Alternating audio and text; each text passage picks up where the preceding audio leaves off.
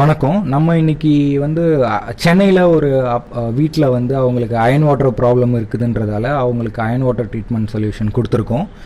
இது water sparks iron removal filter, capacity வந்து 1000 liters per day.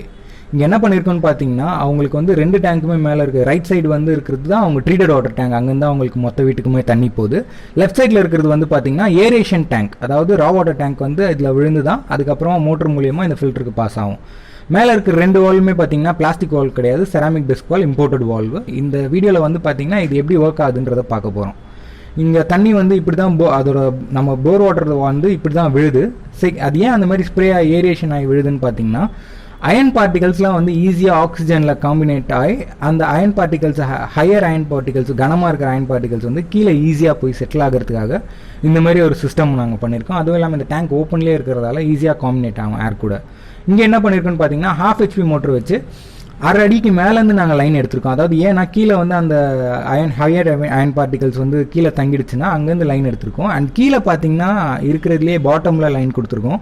அது வந்து ட்ரெயின் லைனுக்கு கொடுத்துருக்கோம். அயன் பார்ட்டிகல்ஸ் வந்து ஈஸியாக ஃப்ளஷ் அவுட் ஆகிட்டு போகணுன்றதுக்காக. இப்போ அந்த 1/2 HP மோட்டர்லேருந்து இந்த அயன் ரிமூவல் பிளான்ட் ஃபில்டர் 1க்கு வரும். இங்கே என்ன ஆகுனா பார்த்தீங்கன்னா, இருக்கிறதுலே கொஞ்சம் ஹெவி பார்ட்டிகல்ஸ் ஹையர் அயன் லெவல்லாம் பார்த்தீங்கன்னா இதில் ஃபில்டர் ஆகிட்டு அதுக்கப்புறமா தான் வந்து அந்த ஃபில்டருக்கு போகும். இங்கே போகும்போதே வந்து மோரார்லஸ் தண்ணி வந்து நல்லா கிறிஸ்டல் கிளியராக ஆகிடும். பட் ஏன் நாங்கள் மீடியா இந்த மாதிரி செக்ரிகேட் பண்ணி போட்டிருக்கோன்னா, உங்களுக்கு ஃபில்டரோட லைஃப் வந்து ஒரு மினிமம் ஒரு 15-20 வருஷத்துக்கு வரும். ஸோ இப்போ என்ன ஆகுதுன்னா, இந்த 2 ஃபில்டர்லேயும் பாஸ் ஆகிட்டு போயிட்டு இந்த ட்ரீட்டட் வாட்டர் டேங்க்கில் விழுது.